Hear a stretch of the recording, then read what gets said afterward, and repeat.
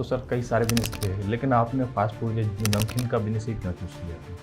इच्छा शक्ति है, हम उसको स्टडी कर सकते हैं तो आगे नो प्रॉब्लम कर सकते हैं। जो प्रोडक्ट है आज आप अपना प्रभात नमकीन का आप किससे कंपटीशन मारते हैं? देखिए सबसे टॉप ब्रांड तो हल्दीराम है, जी बिकानो है, बिकाजी है। सर आपका प्रोडक्ट दिल्ली एनसीआर में ही है या दिल्ली एनसीआर के बाहर भी आपका प्रोडक्ट? हाँ, दिल्ली एनसीआर के बाहर भी जा रहा है। जैसे आपका पंजाब है, राजस्थान है, लखनऊ है। लेकिन अगर कोई बिजनेस स्टार्ट करना चाहे तो क्या उसके टिप आप मैसेज देना चाहें, क्या उसको एडवाइस देना चाहें किस तरह से बिजनेस स्टार्ट करना चाहिए? लेकिन आपको सेल्फ कॉन्फिडेंस पहले बनाना पड़ेगा। पैकिंग और क्वालिटी दोनों में से किसका अच्छा होना ज़्यादा जरूरी है सर? क्वालिटी। पैकिंग तो जब आपने स्टार्ट किया था तो स्कूटर और साइकिल से आपने भी माल बेचा है, क्या ये सच है सर? बिल्कुल। साथियों नमस्कार, मैं हूं विवेक सिंह।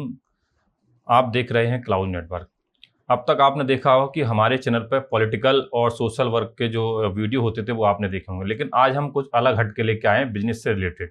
हमारे साथ हैं इस समय खास मेहमान लक्ष्मण प्रसाद कुशवाहा जी। लक्ष्मण प्रसाद कुशवाहा जी प्रभात नमकीन के ओनर हैं और ये दिल्ली एनसीआर के प्रमुख उद्योगपति हैं। लक्ष्मण प्रसाद कुशवाहा जी बेसिकली मूल रूप से झारखंड के रहने वाले हैं और झारखंड से ये यहाँ पे जॉब करने के लिए आए थे, लेकिन जॉब करते करते इन्होंने 5 साल लगभग जॉब की। जॉब करने के बाद इन्होंने अपना बिजनेस स्टार्ट किया और बिजनेस स्टार्ट करने के बाद आज इतना अच्छा बिजनेस सेटअप किया है कि प्रभात नमकीन दिल्ली एनसीआर के क्षेत्रों में और देखा जाए तो इसके आसपास कई क्षेत्रों में अच्छे से स्टेबल है और लोगों के मुंह का स्वाद बना हुआ है प्रभात नमकीन। तो सर स्वागत है आपका हमारे पॉडकास्ट में। धन्यवाद। सर आप झारखंड से दिल्ली जॉब करने आए थे। बिल्कुल। जॉब करने के बाद आपने यहाँ पे प्रभात नमकीन के नाम से अपना बिजनेस स्टार्ट किया। तो सर ये ऐसा कैसे आपने स्टार्ट किया आपने? देखिए जब मैं अपने पढ़ाई करियर में था, जब मैं ग्रेजुएशन कर रहा था उस टाइम से भी, और बेसिकली पीछे बताऊं कि मेरा कॉमर्स बैकग्राउंड जी रहा है और उस टाइम से ही एक सोच थी कि हम लोग भी कुछ अपना एक व्यापार करेंगे। तो गांव से जब पढ़ाई पूरा हुआ कई तरह के हमने कंपटीशन में अटेंड किए, फिर दिल्ली हम आए और यहाँ एक नौकरी भी ज्वाइन की कंपनी में। फिर वहाँ से भी एक मन में जो सोच थी कि हमें बिजनेस करना है, तो उसी सिलसिले को आगे बढ़ाते हुए हम लोग पास थोड़ा सा कुछ बजट की कमी थी। जी जी। फिर उस पर हमने R&D करना शुरू किया, कौन सा बिजनेस हम कर सकते हैं जो कम लागत में स्टार्ट हो जाए। तो उसी सिलसिले में हम स्टडी करने के बाद ये देखा कि एनसीआर में यहाँ लोग नमकीन का एक फास्ट फूड बिजनेस जो है अच्छा एक डिमांड है और कम लागत में हम कर सकते हैं। तो इस इंडस्ट्री के लिए हमने काफ़ी स्टडी करने के बाद वहाँ से 2 कारीगर को हायर किया जी और जिससे हम पहले काम भी कर रहे थे, और अपना फिर दिल्ली शहर को ना ढूंढते हुए हमने नोएडा में स्टार्ट किया। ये हमारा था। सर आपने दिल्ली के बजाय नोएडा ही क्यों चुना सर? नोएडा इन सेंस कि दिल्ली में काफ़ी लोग थे इस इंडस्ट्री में, जब हमने स्टडी कर रहे थे उस पर तो हमने देखा कि वहाँ बहुत सारे लोग थे। नोएडा नया शहर उस टाइम बस रहा था, काफ़ी हद तक बस गया था, मतलब स्कोप तो था। लगा कि यहाँ की नया शहर भी है और स्कोप भी है। यहाँ कम लोग FMCG में थे, तो इसलिए हमने नोएडा चुना।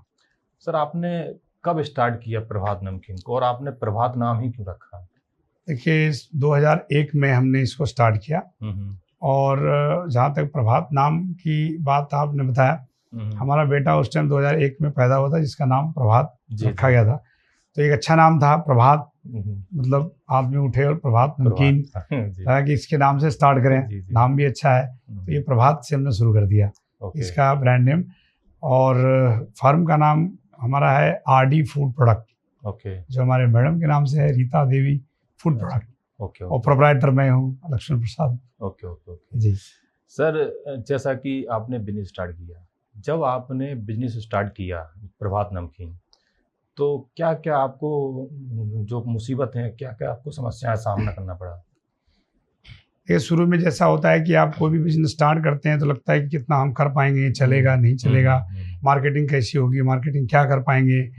तो वो हमने खुद इस चैलेंज को लिया, खुद हमने माल बनवा करके स्टोर टू स्टोर, उस टाइम हमारे पास छोटी स्कूटर होता था, उसके स्कूटर से स्टार्ट किया और store to store quality check कराना, लोगों को बताना, अपने प्रोडक्ट के बारे में समझाना कि हमने कैसे बनाया, हमारी प्रोडक्ट में क्या क्या क्वालिटी है, और टेस्ट करा के कस्टमर को सेटिस्फेक्शन करा के दुकानदारों को कॉन्फिडेंस करके ये रहा। दूसरा चैलेंज जो आप पूछ रहे हैं उसमें था कि रेट का, कि जो हम रेट रख रहे हैं, अदर्स उस टाइम कंपनियां बीकानेर उनके जो मार्केट शेयर अच्छी खासी अभी भी है, तब भी था, तो उनके साथ कंपीट करना होता था कि उनका रेट ये है, उनकी ग्रामेज क्या है और उसकी पैकेजिंग क्या है। तो हमारी पैकेजिंग सिंपल होती थी, उनकी पैकेजिंग अच्छी होती थी, बट हमारी क्वालिटी इतनी अच्छी देते थे, और एट कंपेयर उनके रेट के साथ भी हम हमारा कम होता था।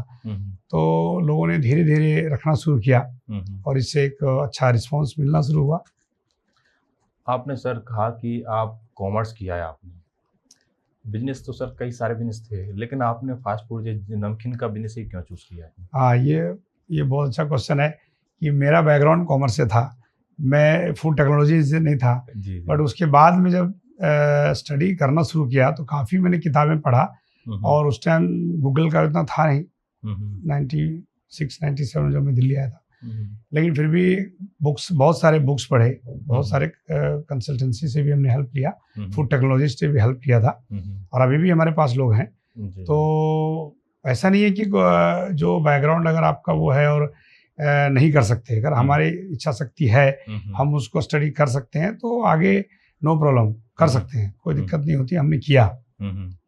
जैसा कि आपने कहा सर, आपने किया, आपका प्रोडक्ट काफ़ी हाइजीनिक होते हैं, मार्केट में काफ़ी मैंने देखा है कि काफ़ी जगह अवेलेबल भी हैं, और लेकिन सर जो प्रोडक्ट है आज आप अपना प्रभात नमकीन का आप किससे कंपटीशन मानते हैं?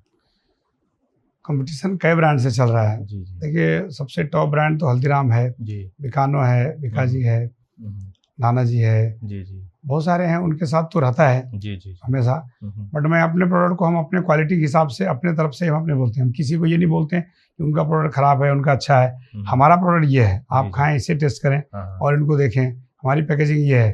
तो हम हमेशा अपने प्रोडक्ट पे जोर देते हैं कि लोगों को लगे कि हाँ, वो प्रोडक्ट हम खा रहे हैं, इनका क्या खा रहे हैं। किसी प्रोडक्ट को हम कभी आज तक मार्केट में ये नहीं कह रहे कि उनका खराब है या मेरा अच्छा है, और होना भी नहीं चाहिए। तो कंपटीशन तो सबके साथ रहता है, हर एक की मार्केटिंग टीम होती है, हर एक की R&D टीम होती है। जो हमारा प्रोडक्ट खरीद के वो R&D करता है, उनका प्रोडक्ट खरीद के हम R&D करते हैं कि उन्होंने क्या किया, हमने क्या किया। ये बिजनेस में चलता रहता है, बट हमें अपने प्रोडक्ट को मार्केट में प्लेस करना है और क्वालिटी मेंटेन रखना है, ताकि लोग, कस्टमर को लगे कि नहीं, प्रभात खा के हम ठगा नहीं रहे। ये सर आप नमकीन के अलावा और क्या ब्रांड बनाते हैं?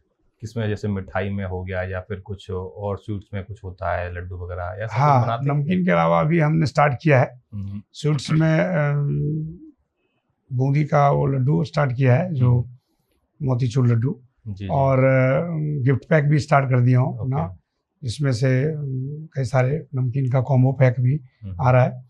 और नमक पारे हैं, मैदे का आइटम, जो नमक पारे, मठियाँ है ना, समोसे, ड्राई समोसे, ये सभी हमारे प्रोडक्ट अभी कई चीज़ें मार्केट में अब हमने लॉन्च किया हुआ है। कुछ फ्राइंग आइटम भी हैं, जैसे सोया कटोरी है, चिप्स हैं, वेफर्स भी हैं, तो कुछ फ्राइंग आइटम भी स्टार्ट कर चुका हूँ।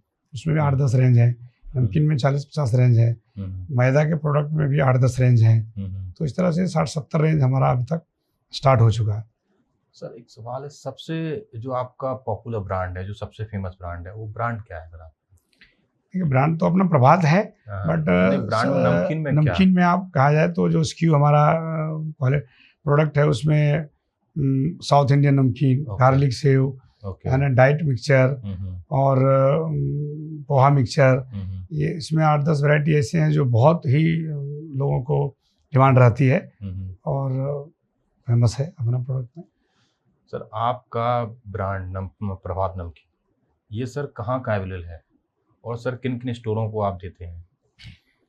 ये हमारा प्रोडक्ट अभी जो नोएडा NCR में जनरल ट्रेड जितने भी हैं, जो सेमी मॉडर्न ट्रेड टाइप के स्टोर हैं, सब में हैं। और मॉडर्न ट्रेड के स्टोर बोला जाए तो रिलायंस फ्रेश, रिलायंस स्मार्ट बाजार, इनका जो है V-Mart है ना, और मेट्रो होलसेल आपका है, मोर रिटेल, ओके। अस्पार हाइपर करके एक बहुत अच्छी बाहर की कंपनी है, लॉट्स होलसेल, और आपके एनसीआर में जितने और स्टोर छोटे छोटे सब ऑनलाइन में भी है। सर आपका प्रोडक्ट अवेलेबल? हाँ, ऑनलाइन भी लोगों को अब मैंने अवेलेबल करा रखा हूँ। ओके। बिग बास्केट हो गया, ओके। जेप्टो हो गया, है ना। अभी डील शेयर एक ऑनलाइन ऐप है, वो है। अपना क्लब करके एक कंपनी है जो ऑनलाइन सेल करती है। सिटी मार्ट है जी जी। वो जो ऑनलाइन प्लेटफॉर्म पे है। अमेजन में भी माल जाता है, जो हमारा मोर लेते हैं, मोर के थ्रू अमेजन टाइप है, वो भी हमारा प्रोडक्ट कर रहे हैं। जियो मार्ट, जियो जो रिलायंस की है, वो भी ऑनलाइन प्लेटफॉर्म पे माल हमारा बेच रहे हैं। तो इस तरह से कस्टमर को हम ऑनलाइन भी प्रोवाइड करा रहे हैं, और स्टोर में तो फिजिकल है ही, दोनों प्लेटफॉर्म पे चल। सर आपका प्रोडक्ट दिल्ली एनसीआर में ही है या दिल्ली एनसीआर के बाहर भी आपका प्रोडक्ट? हाँ, दिल्ली एनसीआर के बाहर भी जा रहा है। जैसे आपका पंजाब है, राजस्थान है, लखनऊ है, तो इन सब स्टोरों में जो जहाँ मोर के और रिलायंस के स्टोर हैं उसमें जा रहे हैं। और कुछ डिस्ट्रीब्यूटर भी नेटवर्क हमने बना दिया है, और उसके थ्रू भी दिल्ली एनसीआर से बाहर माल जा रहा है। पैन इंडिया लेवल पे आप? पैन इंडिया पे अब काम स्टार्ट हो गया। अच्छा सर, जैसे आप झारखंड से दिल्ली आए थे जॉब करने के लिए, अब आप एक सफल, कह सकते हैं सफल बिजनेसमैन बन गए हैं, तो सर जब आप घर जाते हैं तो क्या लोगों का रिएक्शन रहता है और आपको क्या महसूस होता है? क्योंकि जब आप वहाँ से आए थे तो एक आंखों में सपने लिए आए थे, और जब अपने घर जाते तो कैसा महसूस होता है?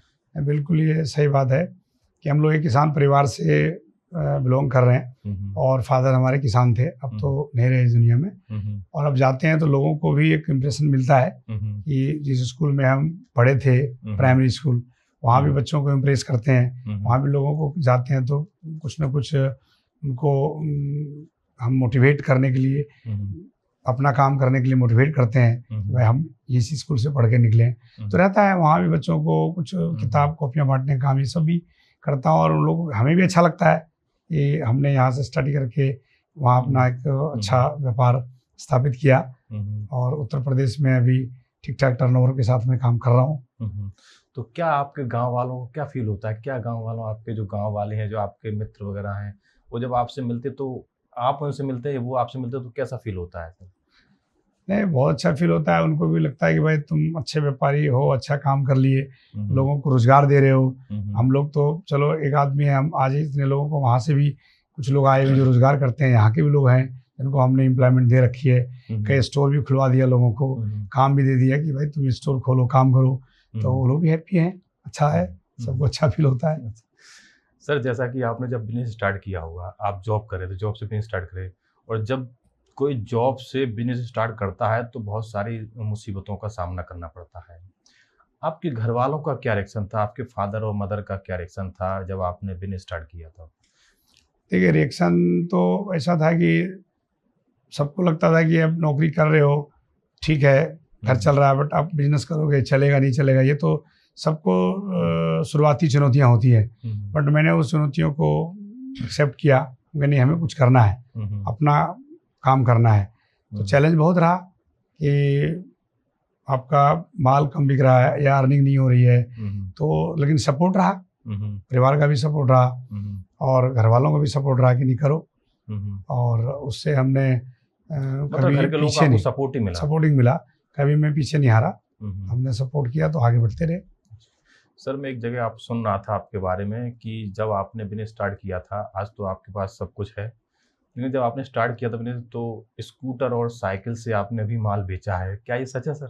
बिल्कुल, साइकिल लिया, बाद में स्कूटर लिया है। अच्छा। उस टाइम तो स्टार्टिंग में ऐसे ही था कि आपने अगर 10-15 किलो माल बना लिया तो उसको दिन में सेल करना है, तो स्टोर टू स्टोर जाके सेल हुआ नहीं हुआ, तो चैलेंज था कि काम कम था। दोपहर तक माल बनाए, फिर दोपहर के बाद उसको माल ले जाइए मार्केट में बेच के आइए, कभी 5 किलो बिका, कभी 10 किलो बिका, नहीं बिका, तो ये सब चीज़ें तो थी। और स्टार्टिंग वैसे 0 से हुआ है, और सबके साथ रहता है, हमने, मेरे साथ भी रहा। आपने कहा जैसे कि 2 लोगों के साथ आपने काम किया, माल बनाया और बेचा। पहले आप पैकिंग करके, पहले खुला माल बिकते थे, तो ये जर्नी आपकी कैसे शुरुआत हुई? जैसे आपने नोएडा में कैसे स्टार्ट किया? नोएडा में जब हमने जॉब छोड़ के स्टार्ट किया तो एक किराए पे 50 गज का छोटा सा प्लॉट लिया था, उसमें एक छोटी भट्टी कढ़ाई लगाई, 2 लड़कों को लिया जो कारीगर हेल्पर था, लोग बनाते थे, फिर दोपहर बाद पैक करते थे और उसे मैं खुद मार्केट में ले जाके सैंपलिंग कराते थे। सैंपलिंग किया, उनको दिखाया, खिलाया, पसंद आया तो कुछ लोगों ने रखा, कुछ ने बोला चलो कल आ जाना, परसों आ जाना, फिर देखते हैं अभी डिमांड नहीं है या अभी जगह नहीं है। तो काफ़ी 2-3 साल ये जर्नी चलता रहा स्टार्टिंग का। तो फिर धीरे धीरे हमने सारा FSSAI का नॉर्म, जो भी गवर्नमेंट की नॉर्म्स होते हैं उनको पूरा किया, पैकेजिंग सुधार शुरू किया और 2001 से 2013 तक हम लोग ऐसे ही थे। 13 के बाद हमने एक बैंक से लोन लेके एक plot Ecotech third greater Noida में लिया था।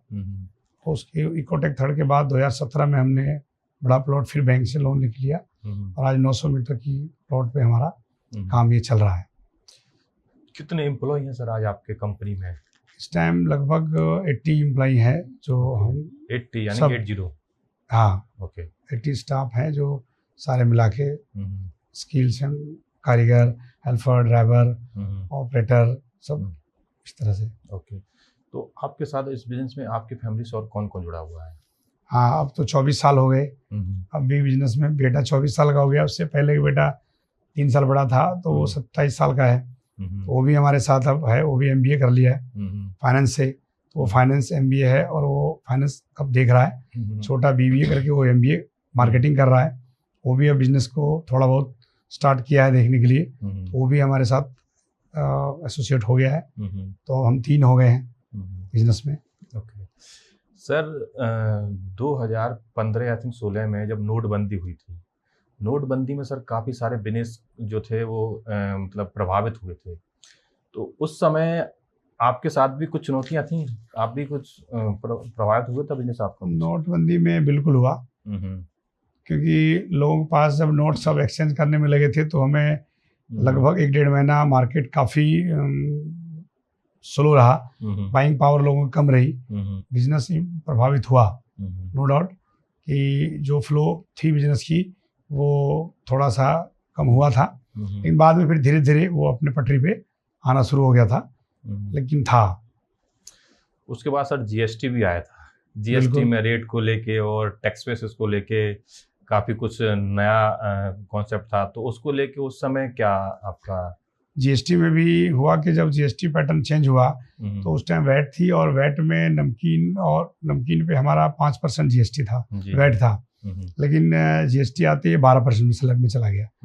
तो 12% स्लैब में जाने से भी प्रोडक्ट का कॉस्ट बढ़ गया, क्योंकि अल्टीमेटम रॉ मटेरियल का कॉस्ट बढ़ा। मार्केट में बिलिंग करेंगे 12% में जो 5% पे था, तो थोड़ा रेट का इशू रहा और उससे भी फिर बाइंग पावर लोगों की कम हुई, कंजम्पशन कम हुआ। तो ये चैलेंज था कि मार्केट में लोगों को समझाना भाई GST 12% हो गया है, तो 5 से 12 होने पे 7% का लोड तो कहीं ना कहीं व्यापार पे पड़ा ही था, उसमें भी इफेक्ट हुई थी। बिल्कुल सर, जैसा कि हमने देखा है कि आप कई जगह सोशल वर्क का काम करते हैं, कई जगह हमने देखा है स्कूल में बच्चों को स्टेशनरी वगैरह, बुक्स वगैरह, बैग्स वगैरह आप देते हैं और कई सामाजिक संगठनों से आप जुड़े हुए हैं, सोशल वर्क भी करते हैं। आखिर सर एक बिजनेसमैन को मैंने इतना सोशल होते हुए मतलब बहुत कम देखा है, होते हैं लेकिन बहुत कम देखा है। लेकिन आपको देख रहा हूँ, आप शुरू से ही इस चीज़ में, जब आप बिजनेस में कुछ थे भी नहीं लेकिन शुरू से ही इस चीज़ करते रहो। आखिर ये प्रेरणा आपको कहाँ से मिली सर? ये प्रेरणा हमारे गांव से, माता पिता से मिली है, दूसरों की सेवा करना। और शुरू से ही हम जब कॉलेज लाइफ में थे तब भी वहाँ भी हम कुछ ना कुछ हमेशा एक सोशल प्रोग्राम में भाग लेते रहते थे। और जब बीच में थोड़ा गैप हुआ था जब हम जॉब में आ गए थे, लेकिन जैसे हमने बिजनेस में स्टार्ट किया तो फिर से दोबारा ये काम, यहाँ भी दिल्ली से के बहुत सारे संगठन में, NGO में हम जाते रहते हैं, स्कूलों में बच्चों को मोटिवेट करते रहते हैं अपने व्यापार को लेकर या अपने काम सेल्फ डिपेंडेंट बनने को लेकर।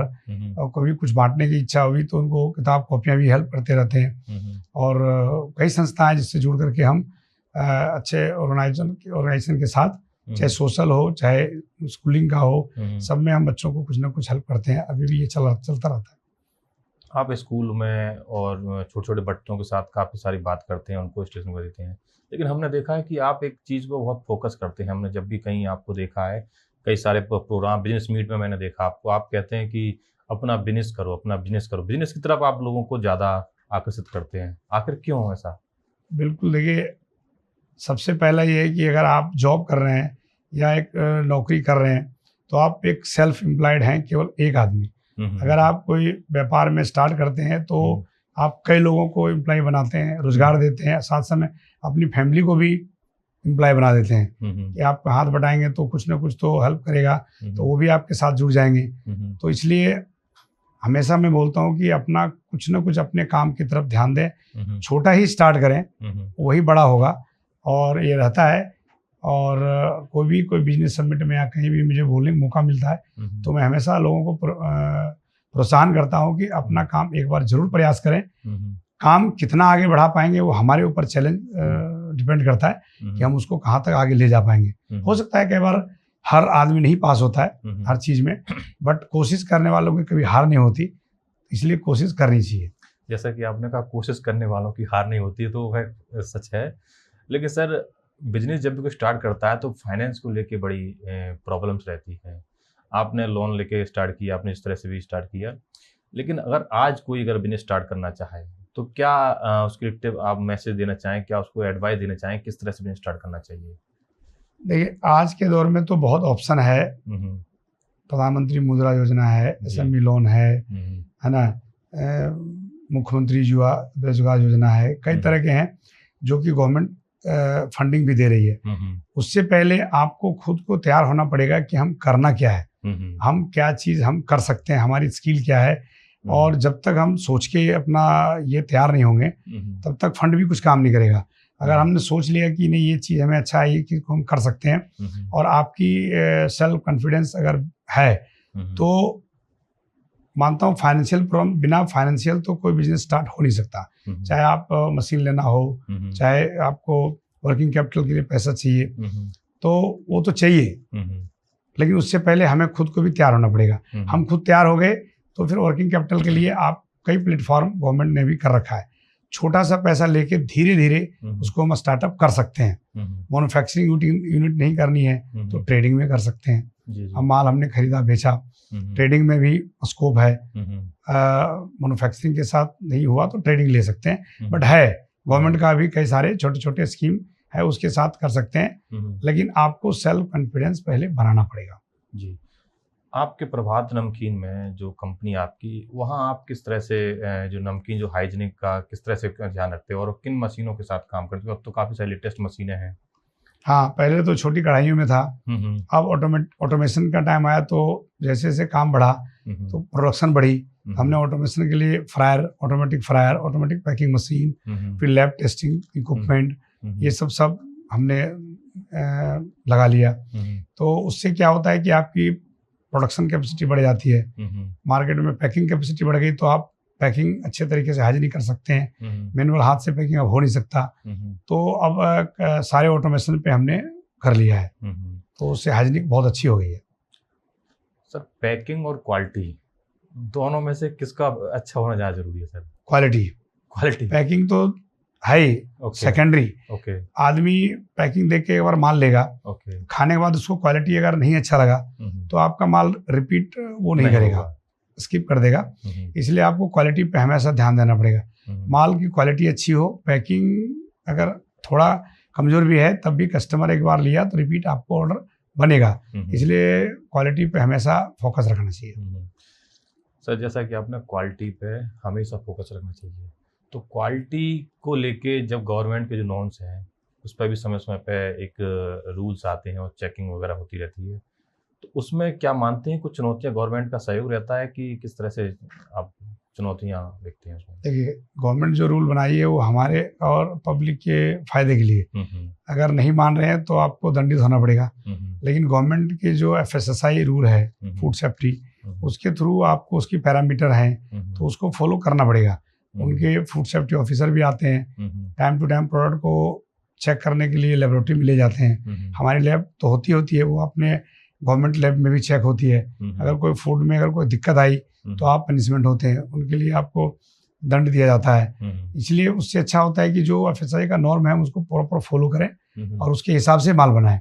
तो उनके ऑफिसर आते हैं, हमें गाइड करते हैं, बताते हैं। आजकल सब कुछ कस्टमर केयर नंबर पे सारा अवेलेबल है, वेबसाइट पे अवेलेबल है, जो आप गवर्नमेंट का भी सहयोग मिलता है। हाँ, पूरा मिलता है, वेबसाइट पे अवेलेबल है, उनसे आप कंसल्ट करें, वो आएंगे आपको बताएंगे कि कैसे हम इसमें करेक्शन कर सकते हैं और क्या क्या चीज़ हम अच्छे मसाले में या प्रोडक्ट में, तो उनका काफ़ी सहयोग रहता है, अब कोई दिक्कत नहीं होती। आज के समय में सर अगर नमकीन का बिजनेस अगर कोई दोबारा स्टार्ट करना चाहे, या आज आप किन किन, क्योंकि आज कंपटीशन का समय है और हर क्षेत्र में कंपटीशन है, तो क्या चैलेंजेस क्या चुनौतियां हैं आज के समय में नमकीन के बिजनेस में? देखिए, अब क्या, अब इस टाइम क्या है कि कोरोना के बाद जब कोरोना आया तो लोगों को काफ़ी फूड प्रोडक्ट पे ध्यान गया, क्योंकि कोरोना के टाइम में ऐसा हुआ था कि बाकी बिजनेस तो काफ़ी इफेक्ट हो गए थे, फूड वाला भी हुआ, बट ये थोड़ा कम हुआ, खाना तो था ही सबको। शुरू में 10-15 दिन जो भी दिक्कत रही ट्रांसपोर्टिंग का, बट चला। उसके बाद काफ़ी अब लोग नए नए कंपनियां आ रही हैं जो फूड प्रोसेसिंग यूनिट डाल रही हैं और बना रही हैं, तो उसके साथ क्या है कि रेट को लेकर, क्वालिटी को लेकर बहुत बड़ा कंपटीशन है। लेकिन उसी कंपटीशन में आपको भी अपने आप को स्थान बनाना है, भाई हम अपनी क्वालिटी देंगे, हम अपना रेट देंगे जो लोगों से कंपिटिटिव रहे।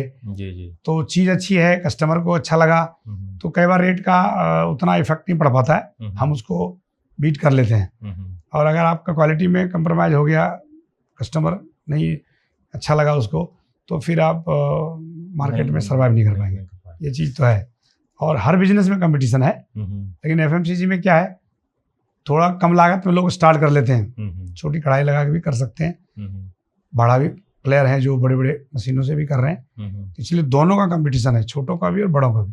अब उसी में आपको एक अच्छा बीच में रास्ता निकालना पड़ेगा, ढूंढना पड़ेगा कि हम कैसे इसको स्टेबल कर सकते हैं। बिल्कुल। कोरोना में बहुत ज़्यादा दिक्कतों का सामना करना पड़ा लोगों को, लोग घर से बाहर नहीं निकले थे, और ये कहते हैं कि वैश्विक महामारी थी वो, तो उस समय सर क्या आपके बिजनेस पे इफेक्ट पड़ा था? और क्वालिटी को लेके उस समय काफ़ी लोग मतलब हाइजीनिक को लेके बहुत ज़्यादा लोग अलर्ट थे, सतर्क थे, तो उस समय किस तरह का आपने मतलब क्या आपको फेस करना पड़ा?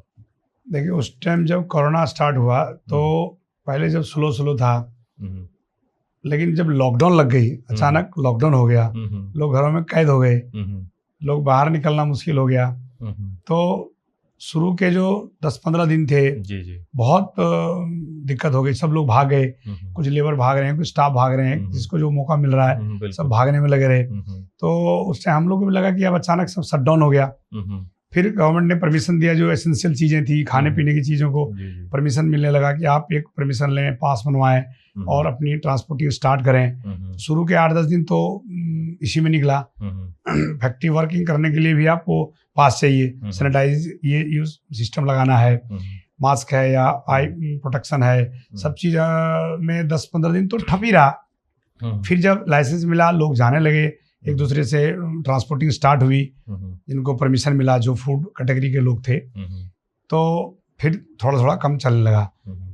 फिर खाने पीने की बात आई कि कुछ लोग काढ़ा पी रहे हैं, कुछ गर्म पानी केवल पी रहे हैं, तेल का आइटम कम ले रहे हैं, फ्राइंग आइटम कम खा रहे हैं, और हम लोग ऑयली चीज़ें कम खा रहे हैं। तो नमकीन तो ऑयली है। अब कुछ बच्चे तो कुछ लोग थे जो खाना ही बंद कर दिए, कुछ लोग खाने लगे।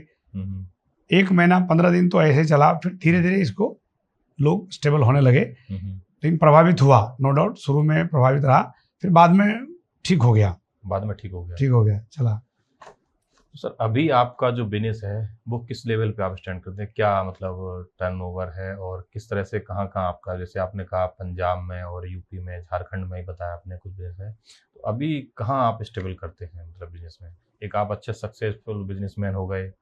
देखिए, अभी तो हम लोग स्मॉल माइक्रो में ही हैं। ओके। और लगभग 25 CR का टर्नओवर पे हैं, और अभी इसको ठीक है, जहाँ भी चल रहे हैं, जिस स्पीड में हम हैं, अपना सही चल रहा है। ऐसा कहेंगे कि सर अब आप एक अच्छे खासे बिजनेसमैन हैं, आपका काम अच्छा चल रहा है, अगर कोई नया इस फील्ड में आना चाहे या कोई नया बिजनेस स्टार्ट करना चाहे, तो आप क्या उसको एडवाइस देना चाहेंगे? क्या आपकी तरफ से उनके लिए एडवाइस होगी? देखिए, कोई भी अगर नया बिजनेस करना चाहे और नमकीन FMCG में, तो एक बहुत अच्छी अपॉर्चुनिटी है, उसमें नो डाउट, और कर सकता है। इसमें हर इंसान को चाय के साथ, नाश्ते के साथ नमकीन कुछ ना कुछ चाहिए होता है। जी जी। तो हम कहेंगे कि करना चाहिए, नमकीन का बिजनेस स्टार्ट करना चाहिए, सेल्फ एम्प्लॉयड बनना चाहिए, क्योंकि खुद भी एम्प्लॉयड होगा, लोगों को भी एम्प्लॉय देगा। और कोई इसमें ज़्यादा कैपिटल से भी ना स्टार्ट करे, छोटी कैपिटल से भी इसको स्टार्ट किया जा सकता है। तो मैं लोगों को सलाह दूंगा कि इस पे एक बार ज़रूर प्रयास करना चाहिए। जो गवर्नमेंट का 2-4 FSSAI नॉर्म्स हैं उनको फॉलो करते हुए और ये बिजनेस को करना चाहिए। प्रभात नमकीन आपका ब्रांड है, प्रभात नमकीन लगभग दिल्ली NCR में है। तो प्रभात नमकीन की तरफ से क्या मैसेज देना चाहेंगे अपने जो आपके ग्राहक हैं, जो आपके कस्टमर हैं उनके लिए? ये बहुत अच्छा क्वेश्चन किया। प्रभात नमकीन जो मेरा ब्रांड है, मैं अपने कस्टमर को ये आश्वासन देना चाहूँगा कि मैं हमेशा आपके साथ एक अच्छा प्रोडक्ट, हाइजीनिक प्रोडक्ट दूंगा, और आप इसे एक बार ज़रूर यूज़ करें और खा के बताएं ये प्रोडक्ट आपको कैसा लगता है। ये मेरा संदेश है। तो आपने सुना, हमारे साथ थे प्रभात नमकीन के ओनर लक्ष्मण प्रसाद कुशवाहा जी। लक्ष्मण प्रसाद कुशवाहा जी ने बताया कि किस तरह से उन्होंने 2 लोगों के साथ जर्नी स्टार्ट करी और खुद ही जाके माल को बेचते थे, और उसके बाद उन्होंने आज कितना बड़ा सेटअप खड़ा किया और पैन इंडिया लेवल पे प्रभात नमकीन काम करें। कई सारे ऑनलाइन जो एप्लीकेशन है उनसे जुड़े हुए ऑनलाइन भी अवेलेबल है प्रोडक्ट इनका, और दिल्ली NCR में भी अवेलेबल है, और दिल्ली NCR के अलावा काफ़ी अन्य स्टेट में भी अवेलेबल है। तो आप जिन लोगों को भी अगर प्रभात नमकीन या प्रभात नमकीन से जुड़ना है, तो आप हमारे अपना एड्रेस है सर, अपना एड्रेस बता देंगे, आप वहाँ जाके जुड़ सकते हैं और सर उसके साथ मिलके काम कर सकते हैं। सर बताइए अपना एड्रेस। अभी हमारा यूनिट जो है, production unit J7 side C, Surajpur greater Noida में है, और अपना एक आउटलेट भी है जो सेक्टर 53 नोएडा में है। वहाँ से भी आप कनेक्ट कर सकते हैं, और हमारी फैक्ट्री वर्कशॉप पे भी आप जा सकते हैं। आप लोगों की क्या राय है? अपनी राय हमें कमेंट बॉक्स में जरूर बताइए, और इस वीडियो के लिए क्या अपनी राय, अपना कमेंट हमें जरूर दीजिएगा। धन्यवाद।